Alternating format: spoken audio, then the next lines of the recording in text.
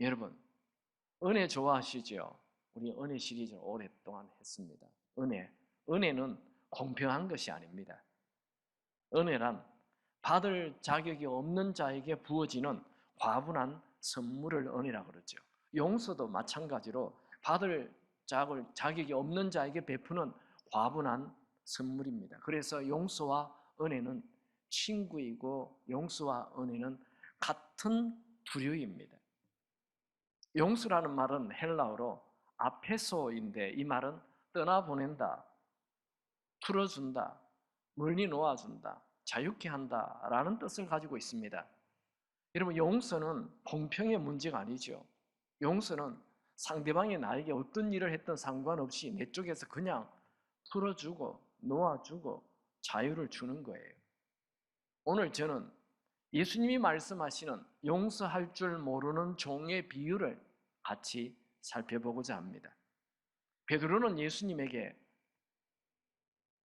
자신에게 범죄한 자를 몇 번 용서해 줘야 합니까? 하며 7번이면 되느냐고 물었습니다. 한번 같이 읽어볼까요? 마태복음 18장 21절 읽습니다. 그때에 베드로가 나와 이르되 주여, 형제가 내게 죄를 범하면 몇 번이나 용서하여 주리까? 7번까지 하오리까? 이 베드로 당시, 예수님 당시에 랍비들은 용서는 3번까지 해줘라 이렇게 가르쳤습니다.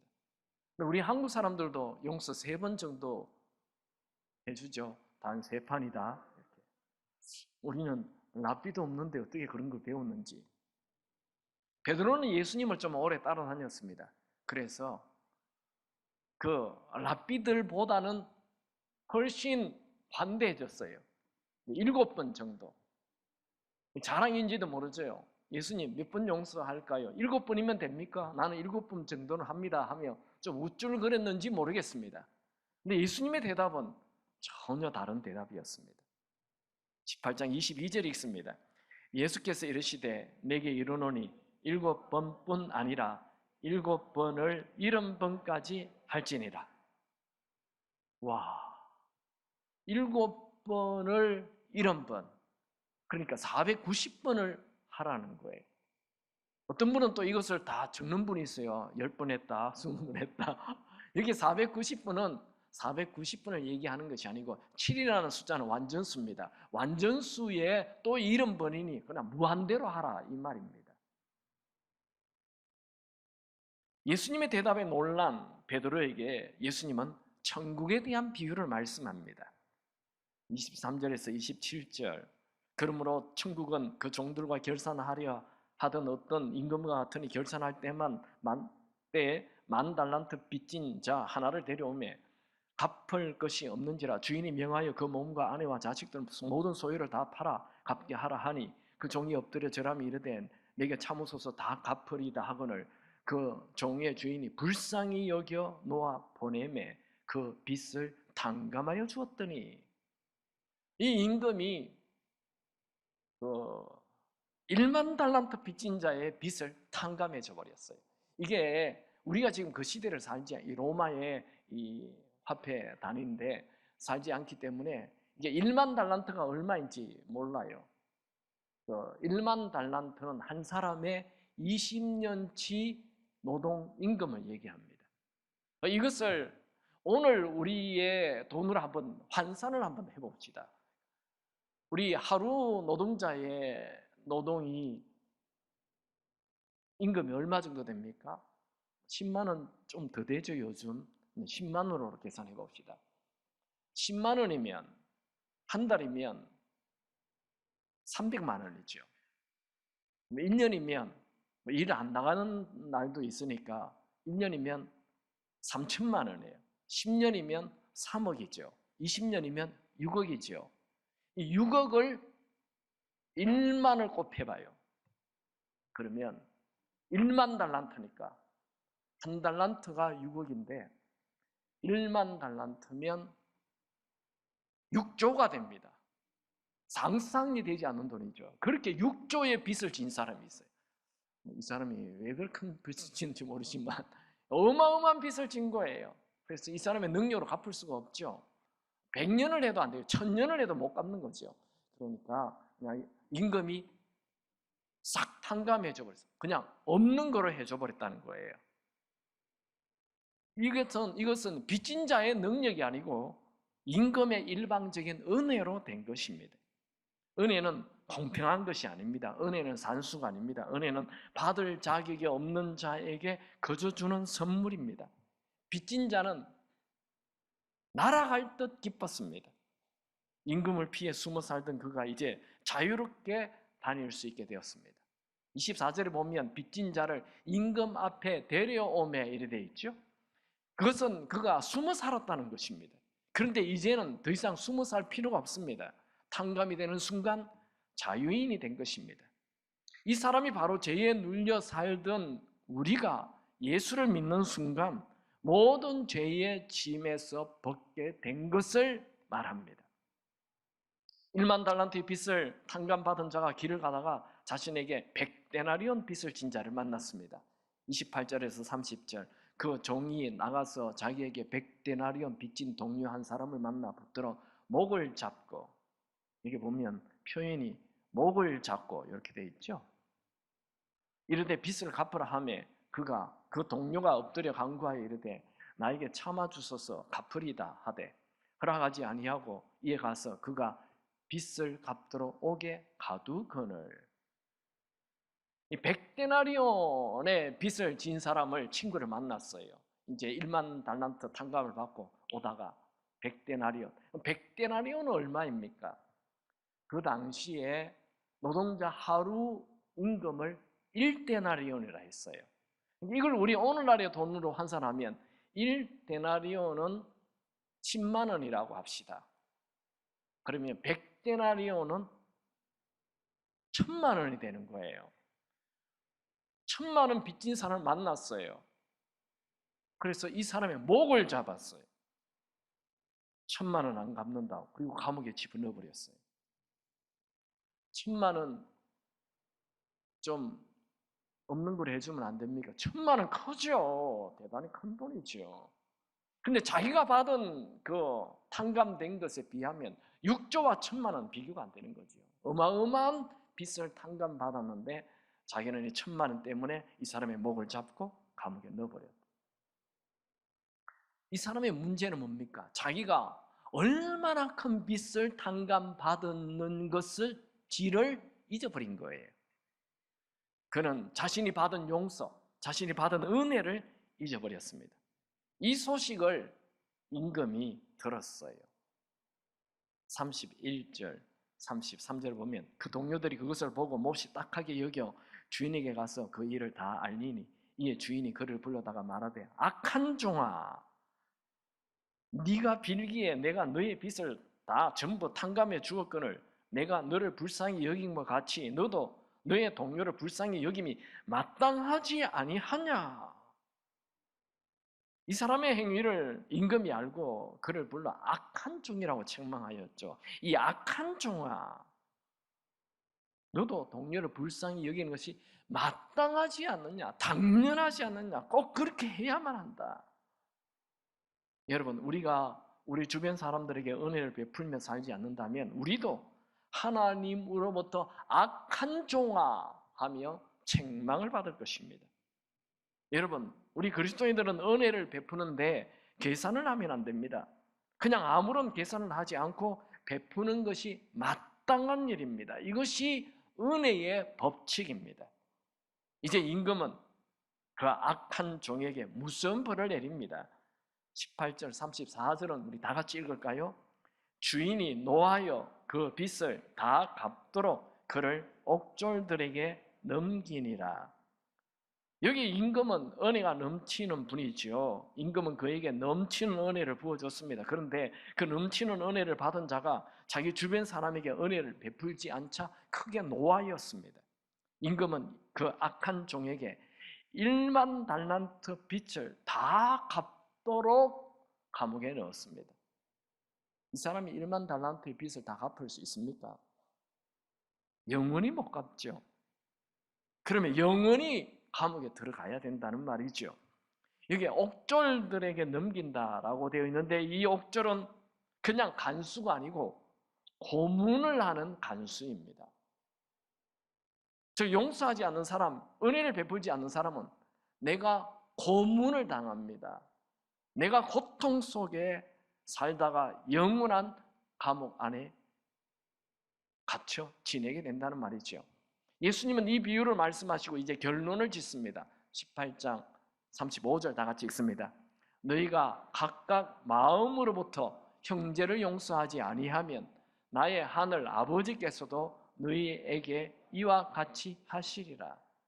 각각 마음으로부터, 이건 용서가 근성이 아니라 진심으로 하는 용서를 말합니다. 이것을 우리에게 적용한다면 마음을 다하는 진짜 용서를 하지 아니하면 하나님께서도 우리의 모든 죄를 용서하지 않고 영원한 지옥에 들어가게 하신다라는 말입니다. 저는 이 말씀을 통해 주시는 메시지를 나눠보기 원합니다. 첫 번째로, 용서하지 않는 자는 옥졸에 넘겨집니다. 여러분, 용서는 이 세상에서 가르쳐 주는 게 아니죠? 이 세상에는 이에는 이, 눈에는 눈. 이 세상이 정의롭다는 게 뭐예요? 이에는 이, 눈에는 눈. 그게 정의로운 거예요. 네가 나쁜 짓 했으면 나쁜 짓 한 만큼 대가를 받는 것. 그게 정의로움. 이 세상은 법으로 다스리죠? 세상은 철저히 이에는 이, 눈에는 눈입니다. 우리 자녀들이 밖에 나가서 어디 한 대 맞고 들어오면 뭐라고 얘기합니까? 야, 이 바보야, 너도 한 대 때려줘야지. 이렇게 말합니다. 안 그러나 보죠? 저는 목사이기 때문에 그런 말은 안 합니다. 속으로는 좀 그런 생각이 듭니다. 세상은 누군가 너에게 악을 행하면 너도 악으로 갚으라고 말합니다. 그런데 예수님은 용서하라고 말하는 것보다 훨씬 더 앞서 나가서 용서하지 아니하면 너가 옥졸들에게 넘겨진다, 그렇게 말합니다. 앞에서 보았듯이 옥졸이란 단순히 감옥을 지키는 간수가 아니라 고문하는 자, 고통을 주는 자를 말합니다. 내가 용서하지 아니하면 내가 고통을 받게 된다, 고문을 당하게 된다. 여기에 옥졸이라고 하지 않고 옥졸들이라고 얘기합니다. 여러 고문을 당하게 된다는 거예요. 용서하지 않는 것. 결국 용서는 남을 위한 것이 아니고 나를 위한 것이 됩니다. 용서를 하면 내가 자유케 됩니다. 용서하지 않는 것은 사탄이 던진 미끼를 내가 무는 것입니다. 용서하지 않으면 내가 고통 속에 살게 되고 내가 잠도 못 자게 되고 내가 밥도 못 먹게 되고 내 인생이 엉망이 됩니다. 우리 그리스도인들에게 용서는 선택이 아니고 필수입니다. 용서는 하나님의 명령이고 예수님의 명령입니다. 아멘 안 하시군요. 다시 얘기할까요? 용서는 하나님의 명령이고 예수님의 명령입니다. 괜히 오늘 교회로 와가지고 평소에 안 오다 오늘 한 번 왔는데 목사님이 저렇게 용서 마음이 좀 부담됩니까? 그분 진짜 오늘 잘 오셨어요.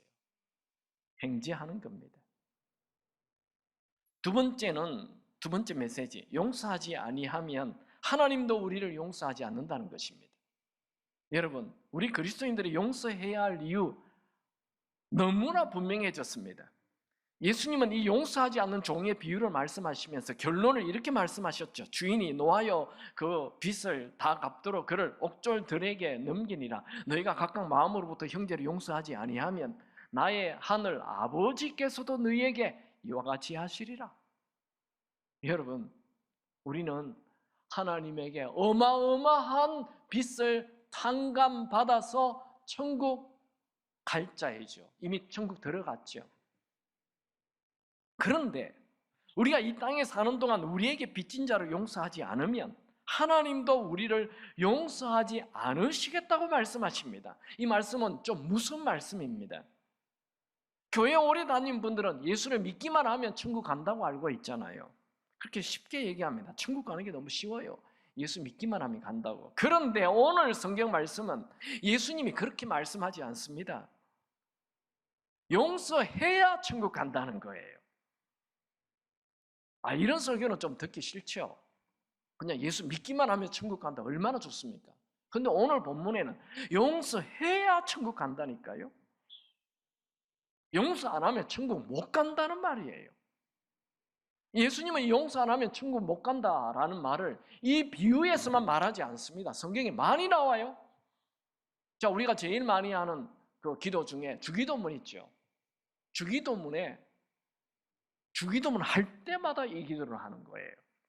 마태복음 6장 12절, 우리가 우리에게 죄 지은 자를 사하여 준 것 같이 우리 죄를 사하여 주시옵고. 아니, 내가 누구를 용서한 것처럼 하나님도 나를 용서해 주옵소서.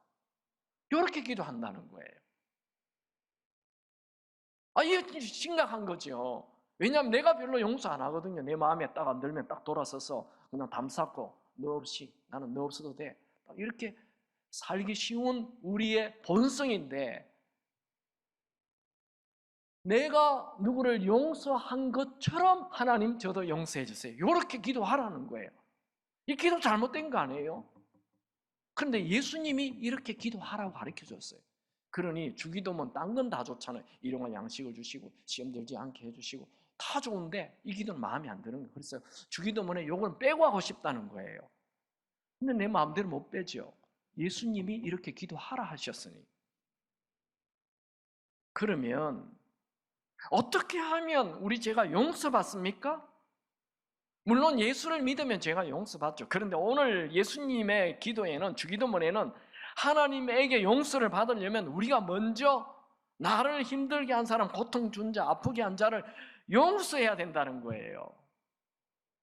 이거로 끝나지 않습니다. 주기도문 끝나지 않고, 주기도문 다 끝났는데 예수님은 이 마태복음 6장 15절에서 또 한 번 더 설명하십니다. 마태복음 6장 15절, 너희가 사람의 잘못을 용서하지 아니하면 너희 아버지께서도 너희 잘못을 용서하지 아니하시리라.